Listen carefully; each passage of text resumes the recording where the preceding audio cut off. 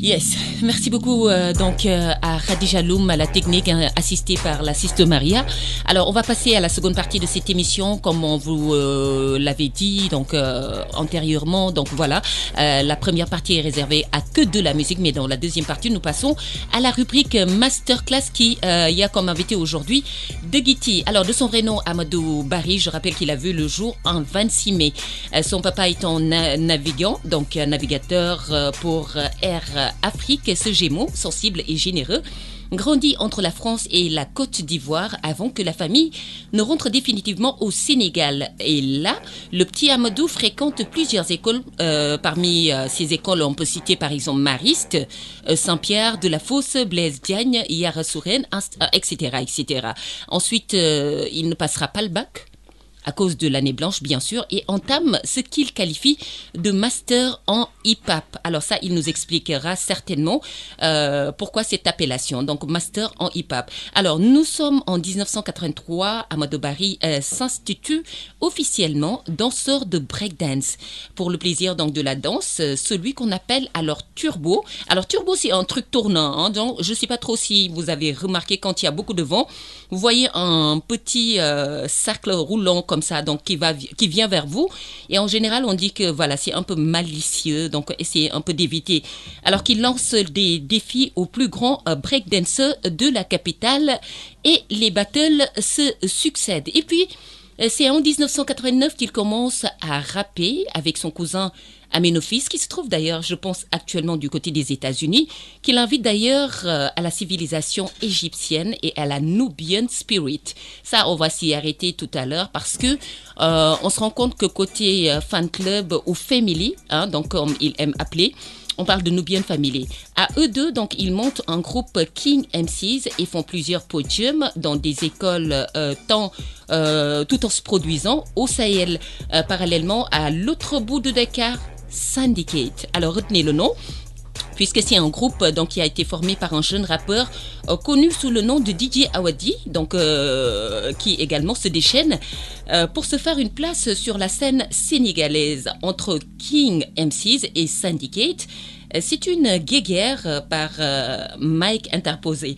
Donc, en soir de 1990 quand même, l'histoire a voulu que dans un bus, ce track, donc il est ramené, ou qui ramenait Degiti chez lui, donc Degiti, plus connu sous le nom de Turbo à l'époque, j'y arrive, croise DJ Awadi, qui l'invite à son anniversaire.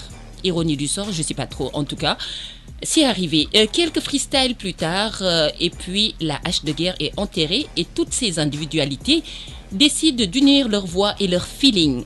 De 1990 à 2002, de Boulfalé à Golden Diamonds, Run Cool, la paire Awadi Degiti connaîtra le succès national et international que l'on sait. Des centaines donc, de concerts à travers la planète, dans le monde. PBS, donc Positive Black Soul, influencé par des groupes comme Public Enemy ou de grandes figures comme Malcolm X, se bat pour une meilleure image du continent noir. Marre de l'association éternellement lugubre, c'est-à-dire comme on a l'habitude de dire marché noir, mouton noir, travail au noir, tout ce qui est mauvais, donc tout ce qui est péjoratif, était assimilé à noir. Et ça, il n'aimait pas trop. Mais au bout de 7 albums, malheureusement, on sait ce qui s'est passé. C'était le clash. Salam alaikum Degiti. Wa alaikum salam. Comment ça va? Santé Yallah. Alors on va vous dire déjà bienvenue et vous laisser saluer les auditeurs de la radio Femme FM Dakar. Ben merci de m'accueillir ici. Je salue tout le monde.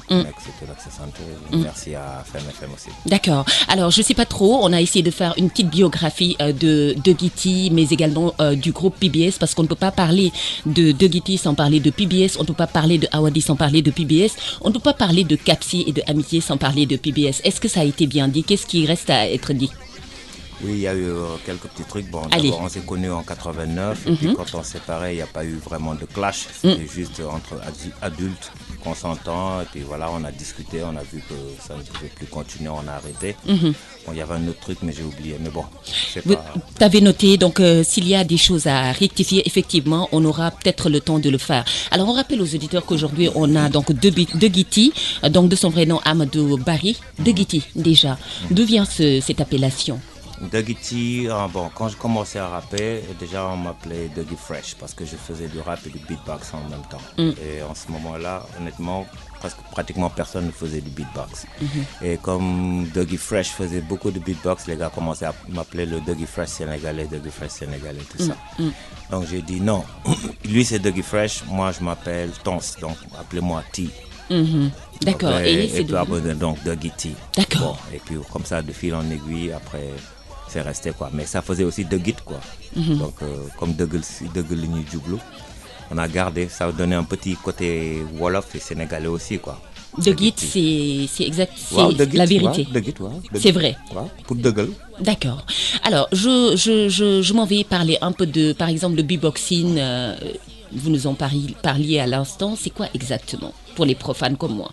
Beatbox, c'est l'art de faire de la rythmique, par exemple, avec sa bouche, quoi, faire imiter des instruments. C'est-à-dire, est-ce qu'on peut essayer rapidement, donc avoir le temps de... Okay. Et est-ce que ça a quelque part donc une relation avec le scratch qu'on entend actuellement donc, dans le rap? Non, c'est en relation avec le beat. Tu vas l'entendre dans un beat. Ça fait... Comme ça vient là. Et le scratch, si tu veux faire aussi avec ta bouche, tu peux changer par vers là.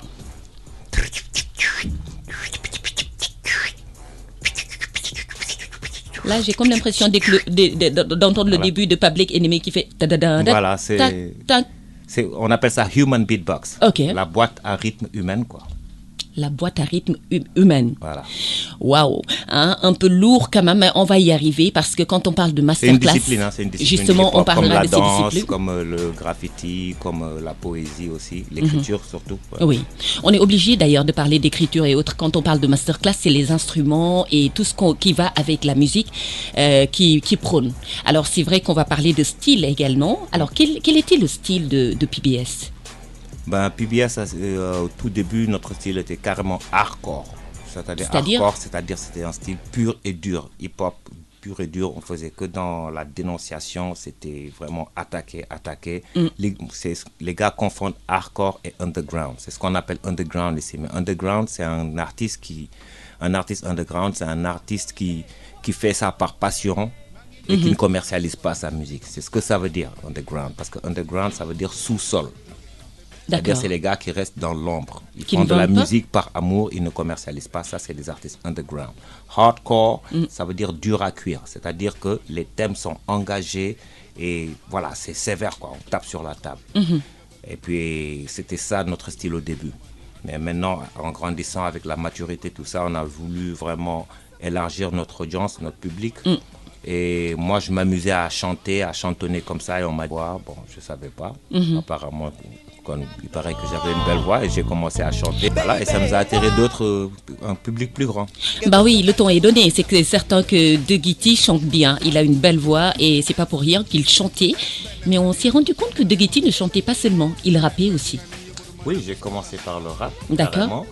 Et puis après, je me suis mis à chanter. J'ai commencé à faire du toast aussi. Le toast, on va y arriver également parce que c'est des termes qu'on ne comprend pas. Voilà, quand j'ai jamais voulu vraiment me limiter dans ce que je savais faire. La versatilité, c'était un point fort, quoi, aussi. La versatilité, c'était... Je rappelle qu'il est en train donc, de prendre tout ce qu'on est en train de faire actuellement et que vous pourrez aller voir en replay. Donc tout ce qui se passe dans le studio de la radio Femme FM. Alors on ne va pas trop s'occuper de ça. Donc on va laisser à Antou le soin de faire son travail. Nous allons continuer. Alors Dougie, comme vous expliquiez, donc vous avez toasté également. Mais il y avait une origine de style dont je ne sais pas trop si l'actuel hip-hop comprend ce qu'il y a comme richesse donc, dans le hip-hop. Par exemple, vous nous parlez de toast. Il y avait le funk, il y avait le disco, il y avait les clubs, il y avait le rhythm and blues et tout ça. Donc les gens l'utilisaient à l'époque lorsqu'on écoutait par exemple la musique d'ailleurs, le hip-hop d'ailleurs. Est-ce que cette partie du hip-hop a été donc utilisée par le groupe PBS qui est un des groupes précurseurs du rap, du hip-hop galsen. Donc est-ce que effectivement vous utilisiez toutes ces origines stylistiques comme on les appelle? Oui, en fait, nous, quand on a commencé, ce qu'on a fait au tout début, c'est-à-dire que nous, on rappelle sur des phases B, ce qu'on appelle les phases B, c'était les instrumentales, les musiques instrumentales qu'il y avait sur un côté des disques vinyles, parce qu'il y avait la version originale, et en ce temps-là, les gens, ils avaient l'habitude de mettre la version instrumentale derrière. Et il y avait les paroles sur le disque lui-même, sur la pochette du disque plutôt. Et nous, on utilisait les instrumentaux pour faire vraiment notre musique, quoi. Parce qu'on n'avait pas les moyens de se payer des musiciens, il n'y avait pas les studios, il n'y avait pas la qualité. Et donc, voilà, on était forcément influencé par des groupes, par exemple, comme Public Enemy, par des groupes comme Run DMC, Beastie Boys. Ça, c'est vraiment les précurseurs vraiment du hip-hop commercialisé. Avant eux, il y avait aussi des gars comme Mel Mel, Grandmaster Flash, ou bien, tu vois, The Furious Five, tout ça. Et voilà, mais on a compris très tôt qu'il fallait qu'on fasse ça à notre manière. On ne pouvait pas être au Sénégal et parler de ce qui se passe à New York, d'autant plus qu'on n'était jamais allé là-bas. Donc on a tropicalisé notre hip-hop. Et voilà, quand on a fait la musique vraiment à notre manière, et ça a pris. Mais maintenant, ce n'est pas comparable à ce qu'il y a ici. C'est comme, je veux dire, c'est comme un oranger. Voilà. Quand on sème la graine et qu'on cultive et que ça pousse avant que ça porte ses fruits, c'est jamais la même chose. C'est vrai. Tu vois, ça a germé, aujourd'hui ça pousse des fruits, et puis ça donne des fruits plutôt, et puis voilà quoi, chacun maintenant s'approprie et fait à sa manière. Le PBS a semé et les autres ont récolté, forcément. Alors, on va parler des instruments. C'est vrai que quand on parle PBS, il y avait une particularité. Donc, vous n'aviez pas donc ce petit... En fait, vous aviez le feeling d'ajouter, comme vous disiez tantôt, donc des instruments. Et partout où est allé donc, le PBS, on savait que c'était des Africains et forcément, on savait également que c'était des Sénégalais. Quels sont les instruments que vous utilisiez dans le groupe lorsque vous partiez en tournée? Au tout début, on faisait juste des instruments, DJ, et puis tout ça. Mais ça, c'était ici. Mais une fois qu'on a commencé à tourner, on a associé déjà des percussions. C'est-à-dire, il y avait des djembés, sabar, et puis tout ça. Et le tama est venu, et puis la kora. Voilà. Donc, je salue au passage, par exemple, des gens comme Richnian, qui a été un de nos premiers percussionnistes avec qui on a beaucoup tourné. Richnian de la famille 5-5. Oui. Il y a eu Maman Cham, qui est venu aussi ramener sa touche avec le tama.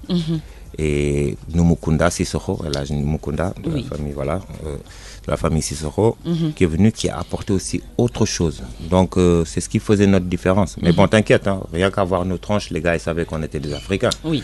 Mais bon, maintenant, un groupe africain qui fait du hip-hop, les gens venaient pour voir, pour découvrir. Qu'est-ce que ce groupe a de spécial. Et heureusement qu'on a très tôt compris qu'il fallait qu'on vienne avec notre couleur et qu'on n'essaie pas de se prendre pour des Américains ou des Français. Oui. Donc on est venu, et ce qu'on avait en plus, c'est-à-dire qu'on rappait dans nos langues avec du vrai hip-hop, mais du hip-hop coloré de sonorités africaines. Nos tenues étaient africaines, et on rappait aussi dans leur langue. Autant en français qu'en anglais, des fois même on s'amusait à mettre des mots italiens ou bien partout où on passait, on apprenait à communiquer avec les gens. Donc ça nous a ouvert beaucoup de portes. Alors, on va y arriver parce que côté tenue également, on s'est rendu compte que, par exemple, au tout début, on voyait par exemple de gros jeans comme ça, donc que les gens appelaient jungle, donc avec des t-shirts comme ça, donc très très grands et tout. Est-ce qu'il vous est arrivé donc de mettre des choses comme ça ici au Sénégal et ailleurs lorsque vous voyagez comme vous disiez tantôt? Ah, bien sûr.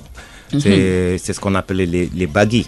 En fait, le vrai terme, c'est baggy, quoi. Okay. C'est les gros pantalons et puis tout ça. On a mis ça, on mettait des baggy. Bon, aujourd'hui, si on les ramenait ici, on peut avoir des ensembles ou bien des grands boubous avec. Non, mais vraiment, c'était ce qui était à la mode. C'est comme aujourd'hui, aujourd'hui, c'est les jeans super slim qui sont à la mode pour certains, ce qu'on appelle ici pain. Nous, on donne chaque fois des noms un peu péjoratifs. Baggy, on dit jungle. Slim, on dit pain. Mais bon, c'est notre langage à nous aussi. Et c'était ça. Tu sais, le vestimentaire, ça compte beaucoup aussi dans le hip-hop. Parce que le hip-hop, c'est une identité. Okay. Et quand on se réclame du hip-hop, on se réclame forcément de la rue. Et l'habillement, on peut parler de swag, par exemple? dans le hip-hop? Swag, c'est le style. Swag, c'est la classe. C'est pas la même chose. Avoir de la swag, c'est plutôt dans la présentation. Ok. Et la démarche de la personne, quoi. Alors, Degui, c'est vrai qu'on va parler également des sous-genres. Hein. C'est vrai, tout à l'heure, j'entendais, par exemple, un son qui me rappelle un peu quand on parlait des old school. Hein. Donc, old school, quand je parle de sous-genre, ou plutôt de genre dérivé. Là, c'est plutôt les genres dérivés. Alors, c'est vrai qu'il y avait les jungles et tout ce qui va avec. Alors, est-ce qu'on peut parler justement de ces genres dérivés du hip-hop quand on parle de old school et que pourtant le gars dont on parle ou qu'on nomme old school est encore dans le link du hip-hop, par exemple du hip-hop. Donc en général, par exemple, Degiti, il se produit encore. Est-ce qu'on peut le mettre dans le lot des old school? Oui, tout à fait. Tout à fait. Moi, je crois qu'aussi c'est une marque de respect. Pour moi, ça n'a rien de péjoratif. Et c'est normal parce que c'est la réalité. Old school, c'est l'école ancienne. Donc, et puis voilà, et Dieu merci, alhamdoulilah, on est encore là. Et pour que les gens témoignent qu'on est du old school, parce que quand on ne sera plus là, ce sera gone school, c'est l'école qui est partie. Donc, alhamdoulilah, c'est comme aujourd'hui, regarde par exemple, quand vous allez dans notre gouvernement actuel, il y a des gens qui étaient là depuis Senghor. Oui. Et il y a des gens qui sont des ministres qui sont tout jeunes. Et ensemble, ils essaient de faire avancer le Sénégal. Donc je crois qu'on a besoin de tout le monde, un peu à gauche, à droite. Dans le sport aussi, c'est comme ça. Dans le cinéma, dans l'éducation, c'est comme ça. Les anciens, si on peut dire, ont plus de maturité et les jeunes ont plus de fougue. Ensemble, ils peuvent faire de belles choses. Alors, quel rôle peut jouer justement le old school par rapport au new school? Quelle est cette force que le old school a et qui peut apporter au new school, comme on les appelle, la nouvelle école? Ben déjà, il y a l'expérience, il y a la connaissance. C'est comme une voiture toute neuve. Oui. Dernier modèle qui vient de sortir, qui n'est pas encore rodé. Face à une voiture qui est sortie quelques années avant.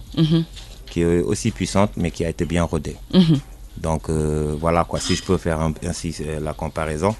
Et je crois que là en ce moment c'est ce qui se passe. Par exemple moi personnellement avec beaucoup de jeunes d'aujourd'hui, on a d'excellentes relations. Ils m'appellent, ils m'envoient leur son, me demandent ce que j'en pense et puis tout ça. Et moi aussi j'en fais autant parce que voilà, quand je sors des fois je fais écouter. Alors my boy, chacun donne son avis. Je crois qu'on a, comme je disais, on a tous besoin les uns des autres. Mais nous ce qu'on a en plus c'est qu'on a été là, on est là encore. Donc ce qu'on savait hier, peut-être eux ne le savent pas, mais ce qu'ils savent aujourd'hui, nous on le sait. Donc on a ce petit plus. Et j'espère que tous ensemble, on sera encore là pour longtemps. Espérons, amen. Alors, Degiti, quelque part, je lisais d'ailleurs, donc pour parler un peu en droite ligne avec ce qu'on a abordé, les old et new school. Alors, la complicité de Degiti avec les rappeurs, donc une belle leçon de vie. Ce titre-là, je l'ai vu sur Internet. Et d'ailleurs, il te citait, ou il vous citait, excusez-moi, disant ce sont nos différences qui font de notre qui font notre complémentarité et notre diversité, notre représentativité. Alors, il y avait même un truc en anglais qui disait let's keep it up et puis stay fair, respectful and hardcoring. Love is the key. One. C'était Love vous? Is the key. Vous l'avez dit? Oui. C'était pour dire quoi exactement? Vous ne comprenez pas anglais? Je ne comprends pas anglais. Non, mais c'est un message d'unité, c'est un message d'amour fraternel. Voilà quoi. Parce que bon, c'est vrai qu'à un moment aussi ça dérapait un peu. Il y avait des gens des acteurs du hip-hop qui partaient en vrille. C'était un peu des clashs à gauche, à droite. Moi, ça me fait mal au cœur quand je vois ça. Je touche du bois aussi et je remercie le bon Dieu. J'ai jamais eu à avoir de clash avec qui que ce soit. C'est pas parce que j'ai peur d'eux ou qu'ils ont peur de moi, non. C'est juste parce que le respect est là. Il faut donner aux gens le respect qu'ils méritent et ils te rendront le respect. Bien sûr. Donc j'ai de très bonnes relations avec tout le monde. Et si je suis là et qu'il y a des problèmes entre eux et que je n'interviens pas, c'est un peu de l'hypocrisie par rapport à ce que je dis. Donc ce que je peux faire, c'est lancer des messages et appeler les personnes concernées et puis essayer de les réconcilier. Je ne suis pas Jésus, c'est vrai, Mais bon, c'est un bel exemple, Jésus. Hein. Il a dit faites la paix, Oui. et pas la guerre. On rappelle aux auditeurs qui nous écoutent que nous sommes avec De Guitti aujourd'hui, donc sur Femme FM, et c'est pas toujours donné. Donc on profitera peut-être le maximum possible pour les poser des questions que vous seriez peut-être susceptibles de poser à De Guitti. Alors De Guy, avant d'entrer en studio, donc j'ai eu Monsieur Simon Meledge qui est le coordonnateur de la radio qui me disait je le suis beaucoup. C'est vrai qu'on ne discute pas beaucoup, mais quand même je le suis. Et j'aurais bien voulu savoir ce qu'il est devenu depuis lors, parce que apparemment il se pose des questions par rapport au De Guy qu'il connaissait donc du temps du PBS avec Awadi, qui est devenu ce De Guitti là. Alors qu'est-ce que vous lui répondriez à lui? De Guitti, il est déjà resté son petit frère, son neveu. Hein, pour toujours, parce que c'est un grand que j'apprécie beaucoup, et qui était là au début et aussi qui a contribué à notre succès d'une manière directe ou indirecte. Donc je lui paie beaucoup de respect, et c'est des gens que beaucoup aujourd'hui ont oublié ou ne connaissent pas, et à qui on doit tout le respect, parce que vraiment, qu'on le veuille ou non, ils ont amené leur pierre à l'édifice. Et pas seulement pour nous, mais pour beaucoup d'autres. Donc respect à Simon Meledge et toute cette classe-là, quoi. Et je lui dis de ne pas s'inquiéter. De Guy, son petit frère, qu'il soutenait, il est là, il se porte bien. Il a un peu plus grandi, il a plus de maturité, mais il est toujours frais dans ses idées, toujours jeune dans sa démarche, mais avec aussi une façon de raisonner assez adulte, donc il n'a pas à s'en faire. Je vais suivre un peu son questionnaire ou sa question, donc pour demander encore une fois où en est De Guitti par rapport à ce projet-là, donc de Ngum Fit Jom dont on parlait depuis 2005, et on ne sait pas trop cette lenteur qu'il y a eu, parce qu'on nous avait parlé de trilogie. Donc normalement c'est 3 albums qui devaient sortir, si je ne m'abuse, donc par rapport à l'expression trilogie. Alors où en est ce projet-là? Est-ce que moi je suis en retard par rapport à la gestion de ce projet, ou alors ça avance? Non, en fait c'est une trilogie et pas un coffret 3 CD. Donc c'est là la différence. Beaucoup de gens pensaient que c'était un coffret de 3 CD. Non, c'est une trilogie. Une trilogie, c'est-à-dire il y a une suite, quoi, logique de 3 éléments.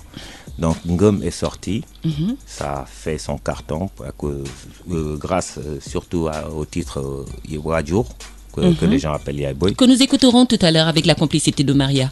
Après, j'ai travaillé sur un album beaucoup plus abouti techniquement, et puis où il y a beaucoup plus de titres. C'est un double album qui s'appelait Fit. Mais il y a eu une erreur dans la sortie, qu'on a sorti à la mauvaise période, et ça a noyé l'album, ça a noyé tout ce qui était sorti à ce moment-là. C'était pendant les élections. Et les gens, ils n'avaient pas la tête vraiment à ça, ils avaient peur. C'était le changement, carrément tout ça. Donc ça a un peu coulé, ça a un peu noyé la sortie de l'album. Et c'est un album que je vais ressortir, mais quand je vais sortir Jom. C'est-à-dire que quand je vais sortir Jom, Jom, là, on est en train de le terminer. Ce sera un album de 12 titres.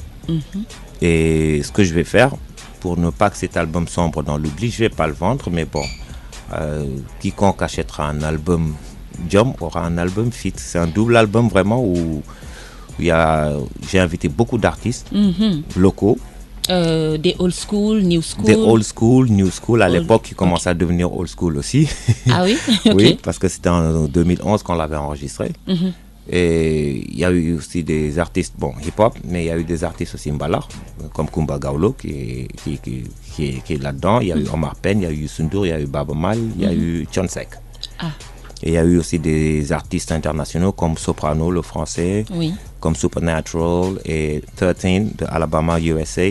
Donc c'est un album c'est dans cet album qu'il y avait Without You et Kumuny Moon. Oui. Voilà. Et vous n'avez pas trop peur, donc à chaque fois qu'un rappeur sénégalais ou un rappeur en général donc fait un feat avec des Mbalarmen et autres, ils ont tendance à dire c'est un fake. On a vu que Fata a été trop fatigué donc par ce jugement-là, donc qui venait donc de son propre quartier, c'est-à-dire le quartier hip-hop. Alors, est-ce que vous ne pensez pas vivre la même chose? Non, moi, j'ai peur de rien, et puis j'ai de compte à rendre à personne. Je veux dire, quand les gens disent que tu es fake, c'est pas par rapport à tes choix artistiques, c'est peut-être par rapport à la personne. Je ne dis pas là que Fata est fake ou quoi que ce soit, mais je vois pas pourquoi on l'accuserait de fake. Donc peut-être, je sais pas c'est quoi le problème entre eux. Être fake, ça veut dire être faux. Ok? Ben, comment on peut être faux en faisant de la musique? On est des Sénégalais. Pourquoi on aurait ce complexe à faire de musique empreinte de notre culture musicale? Ça, c'est insensé. C'est-à-dire une personne qui va te dire tu ne dois pas faire un son avec un artiste traditionnel sénégalais. C'est la même personne qui va être contente si tu fais un album, une chanson avec Chris Brown ou avec Booba. C'est vrai. Non, mais ça veut dire quoi? Il faut être fier de ce qu'on est. Nous, on a grandi. Moi, ces gens-là, quand ils sont venus dans mon album Fit, j'étais content. Pas mal, j'ai grandi avec sa musique. Youssou N'Dour aussi, Omar Pène, John Seck, on a tous dansé là-dessus. Yes. Ça sert à rien de se la jouer dur à cuire, man ceci, man cela. On n'est pas des gangsters, c'est pas nos réalités. Et on attend donc la sortie de Jom, c'est ça? Qui va rejoindre Fit aussi. Oui, je vous explique le concept. Ngum, Fit, Jom. C'est 3 vertus, c'est 3 choses dont on doit s'armer si on veut vraiment s'en sortir dans la vie, à mon avis. Ngum, la foi, Fit, l'audace, Jom, l'honneur, le code de l'honneur. C'est une valeur essentielle. Je crois que dans les normes. Ngum, la foi, si vous êtes croyant en Dieu d'abord et en vous-même et en ce que vous faites. Fit, l'audace, oser entreprendre, oser y aller jusqu'au bout. Et Jom, tout faire pour garder ce code d'honneur et s'en sortir grand. Ok? La vergogne, quoi. Donc, c'est ça le concept. D'accord. Et c'est tout beau. Donc, cette chanson, cette collabo avec Kumba Gawlo, c'est arrivé comment? Là? La collaboration avec Kumba Gawlo, c'est arrivé comment? Ben, c'est arrivé naturellement. Kumba, c'est une sister long time. Je lui avais parlé. On se disait chaque fois, mais faut nous dara, et ça prenait du temps. Et ça m'a beaucoup plu comment elle a réagi, quoi, parce que j'étais en studio. J'adore cette chanson déjà, Yo Malé. C'est une chanson que j'aime bien quand elle chante dans ce style traditionnel et tout ça. Et elle, n'y pas. Et cette chanson, je l'ai kiffée. J'ai dit, je vais faire une version un peu plus R&B. Et j'ai commencé à composer, à refaire la musique. J'ai appelé, après, il y a Lai qui est venu mettre la basse. Et puis tout ça. Il m'a dit, ouh, les Kumba beaucoup de Je l'ai appelé. Elle m'a dit, tu es où? Elle est studio. Elle m'a dit, c'est où? Je lui ai dit. Elle est venue. Wow. Direct. Elle s'est déplacée. Elle est venue. Elle a mis les voix. On s'est bien éclaté. On a rigolé en studio et puis tout. C'était nice. Et eux tous, honnêtement, tous les artistes, autant ceux qui sont dans le mbalak et que les artistes hip-hop qui étaient là-dedans, les Sénégalais comme étrangers, ils ont tous réagi comme ça. Et j'ai dit, alhamdulillah. Le plus important dans la vie, c'est la nature des relations que tu entretiens avec les gens. Donc, c'est nice, quoi. Alors, avec Baaba Maal, c'était tout naturellement que c'est arrivé aussi. Parce que Baaba Maal, je pense que quand on parle PBS, forcément on parle Baaba Maal. Est-ce qu'on peut avoir un bref rappel de la nature de vos relations avec Baaba Maal? Baaba Maal, déjà, avant PBS, Baaba Maal est un ami de la famille. De la famille Barry? Oui, c'est mon boy papa là. Voilà. Okay. Et puis, un peu parent aussi avec ma maman. Ok. Donc, ils se connaissaient depuis tout jeune. Baba était très souvent à la maison, la nuit, avec Mansour Seck, même le Ndiagambaye, tous ces gens-là passaient à la maison. C'était des amis de mon papa. D'accord. Parce que mon papa adorait la musique. C'était un excellent guitariste aussi. C'était pas ça son boulot, mais il était amateur et il jouait très bien. À la maison? À la maison, donc il passait là-bas, il se faisait des grillades, la nuit, Ataya, Wartan, et il jouait. Il y avait aussi El Hadj Ndiaye du Studio 2000, tous ces gens-là venaient là-bas. Et moi, la nuit, j'allais me coucher, mais je ne dormais pas, je les écoutais. D'accord. Je les écoutais. J'avais école le lendemain, mais je les écoutais. Donc Baba, on se connaît il y a longtemps. Et c'est quand il faisait son album Firing in Fouta qu'il nous a invités. Il nous a invités sur l'album. On est venu enregistrer. Et il y avait les gens de Island Records, sa maison de disques, qui étaient là-bas. Oui. Ils ont adoré ce qu'on a fait. Et ils nous ont demandé, est-ce que ça vous intéresserait d'avoir un contrat de disque? Comme ça? On a dit oui, mais on doit en discuter avec Baba d'abord. Et c'était à Gaudi à l'époque. Oui. Et on en a discuté avec Baba. Il a dit ce sera une bonne opportunité pour vous. Vous allez vous internationaliser et puis tout. Donc c'est grâce à Baba, c'est grâce à Dieu, mais bon, par l'intermédiaire de Baba, que vraiment qu'on a eu ce contrat international qui nous a ouvert beaucoup de portes.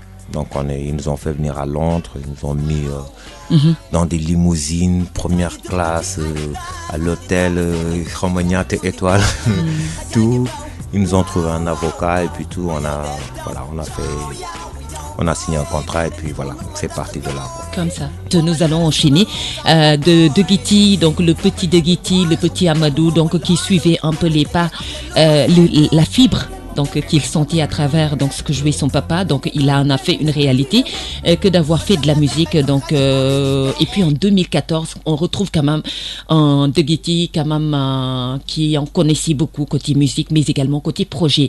Alors c'est vrai que vous avez lancé un festival à la SICAP et puis on parlait d'une autre session, donc une prochaine édition. On est en 2017. Qu'est-ce qui s'est passé exactement? Ouais, bon, voilà, merci d'aborder ce sujet, ça me permet aussi d'en parler un peu.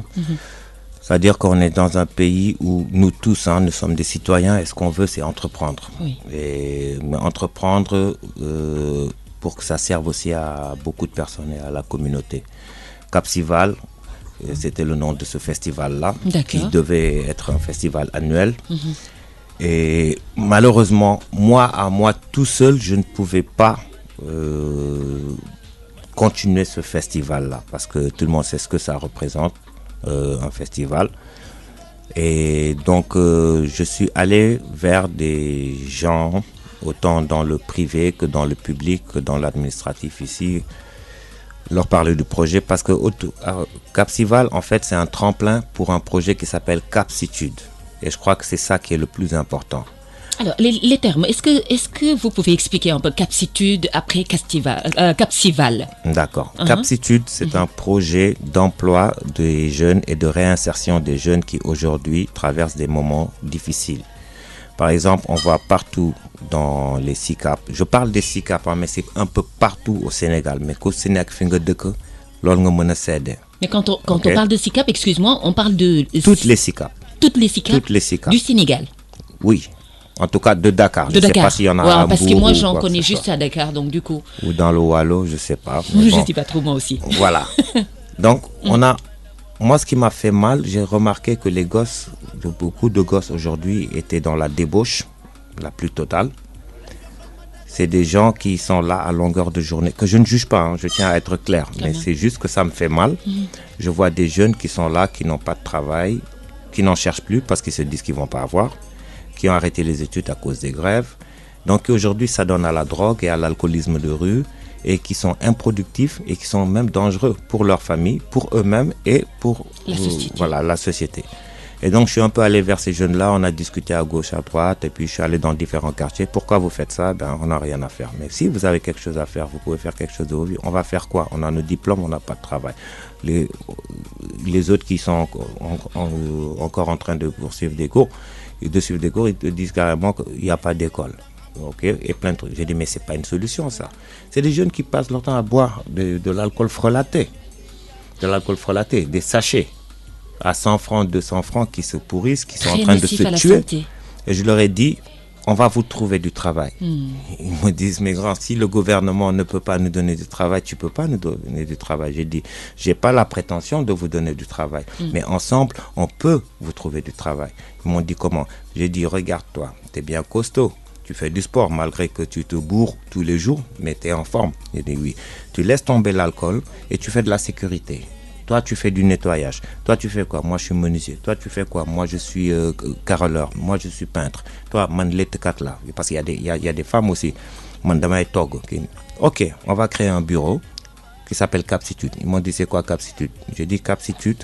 Capsi attitude, parce que tout est au niveau du comportement.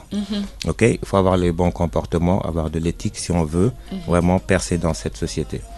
On va tous vous récupérer, on va vous faire travailler. On trouve un bureau, vous êtes inscrits et tout, par exemple, on va créer des équipes de sécurité Oui. Puisque toute la nuit, vous êtes là à ne rien faire. Vous allez faire du gardiennage. Ils m'ont dit oui, d'accord.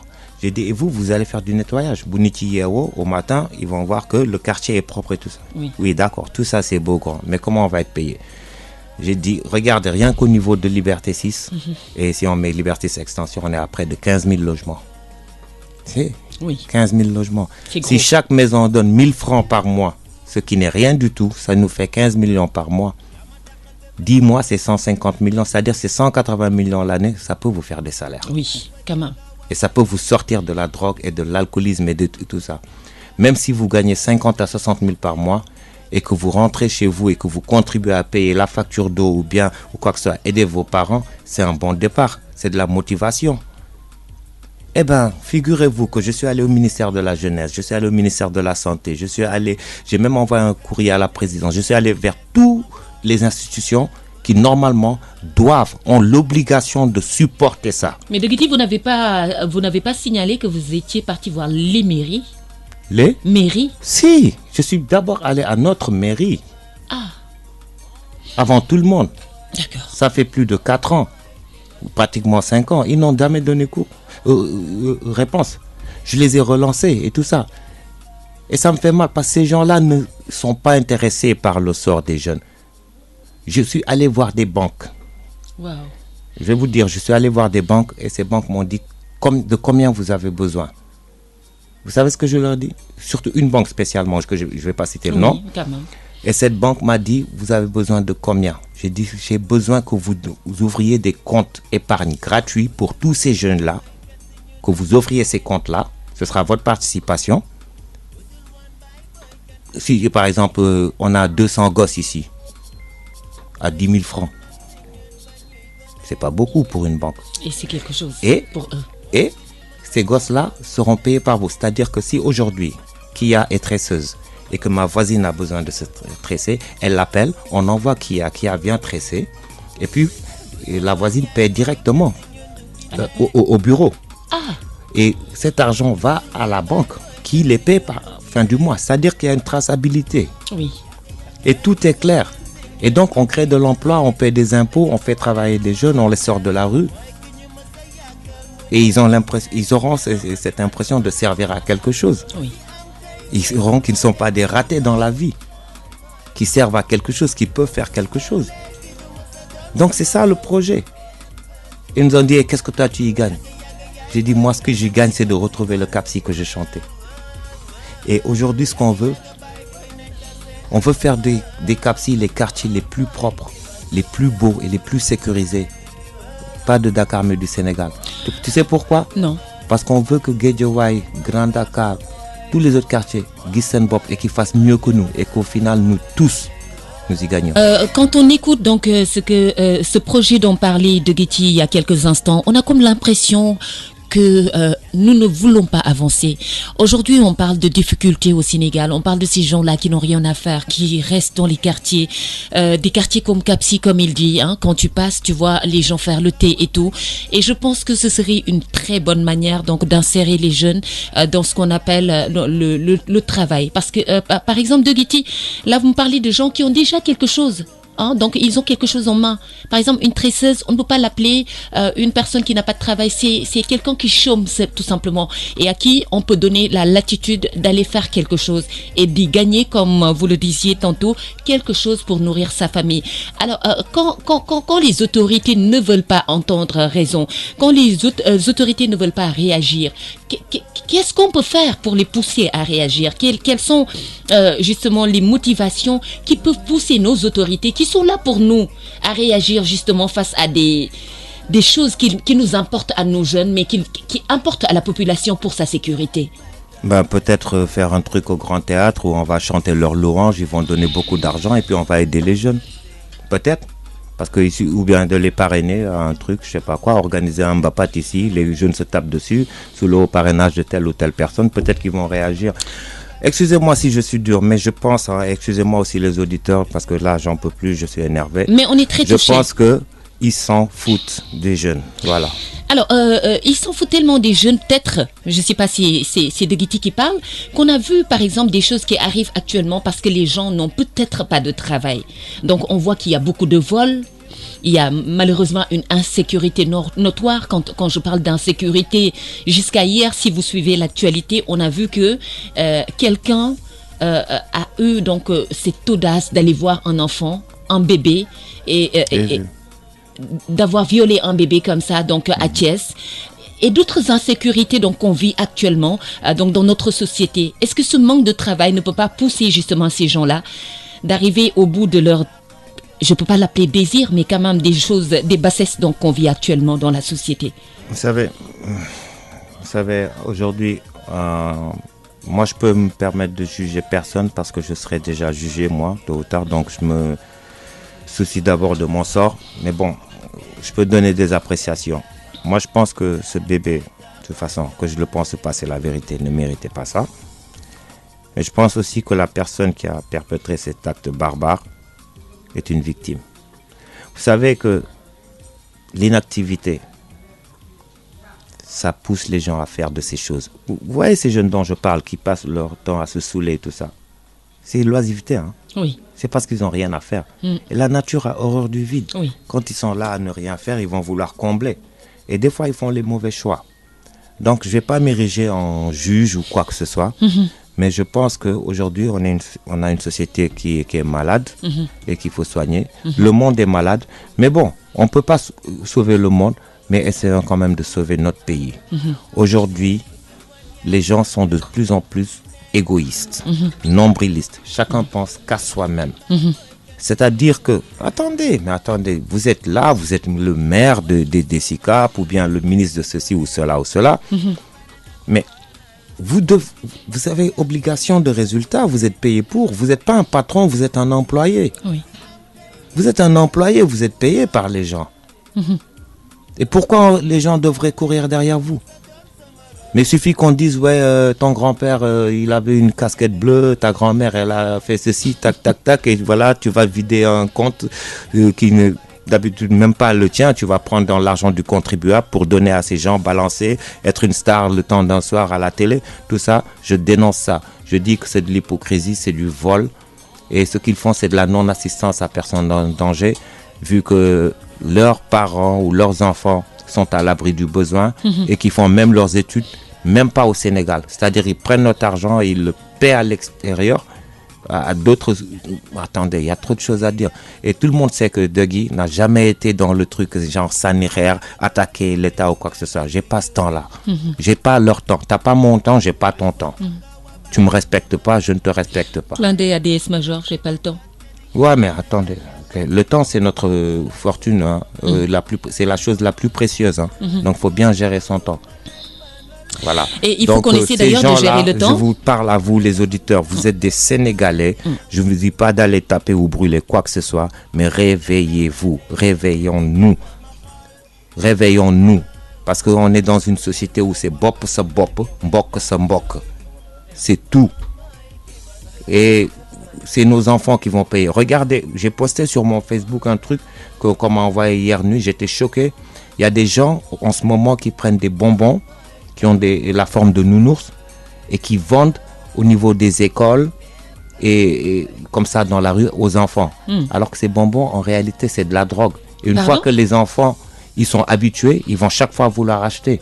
C'est comme ils ont fait avec les sachets d'alcool qu'on vend dans les établissements. Je ne vais pas donner de nom, mais il y a des établissements qui sont tristement célèbres ici parce que les élèves, en plein cours, ils vont dans les toilettes, sortir le sachet, boire ça et revenir. C'est-à-dire qu'ils sont en classe, mais ils sont ivres. Et ça, c'est nos enfants, c'est nos voisins, les enfants de nos voisins, c'est nos petits frères et sœurs. Et c'est vérifié que ces bonbons contiennent de la drogue. Attendez. C'est une forme d'ecstasy. Il le disait, il faut qu'on gère aussi notre temps. Il est 17h22 déjà. Il ne nous reste plus que 3 minutes à passer ensemble. Mais quand même, j'aurais tellement voulu qu'on parle de ces sous-genres du hip-hop. Parce que ça aurait été tellement intéressant de parler du hip-hop alternatif, des battle hip-hop et puis le gangster rap et puis le hardcore. J'aurais tellement voulu qu'on décortique ça. Malheureusement, comme on dit... Pas grave. Ce qu'on va faire, oui. Je vais revenir, Inch'Allah. Inch'Allah. je vais vous faire même un demi-yendo si vous voulez.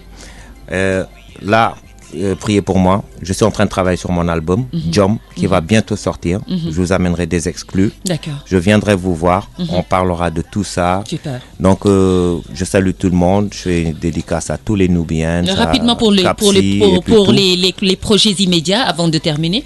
C'est l'album Jom. Je continue aussi qui sort dès qu'il sera prêt parce qu'on est en train de le finaliser. Jamais de date. Voilà. D'accord, il n'y a pas de souci. Après, ce sera sûrement cet été-là, c'est sûr, ça va sortir pendant les grandes vacances. Okay. Donc, voilà. Donc, l'album arrive. Je continue aussi à me battre pour que Cap-Sy ait son festival. Bien que les gens, ça ne les intéresse pas. Mais je continue à me battre parce que, voilà, on le mérite. On le mérite. C'est d'ici que tout est parti. Il est anormal aujourd'hui, voilà, qu'on n'ait aucune activité culturelle. Voilà, bon, je sais pas, j'ai même pas quoi dire, je suis dégoûté quoi. Amadou Barry de pas Guity, découragé. voilà, donc il est toujours franc quand il parle, donc il est comme ça, c'est sa nature, donc c'est très très intéressant de discuter avec lui. Malheureusement, on arrive au terme de cette émission.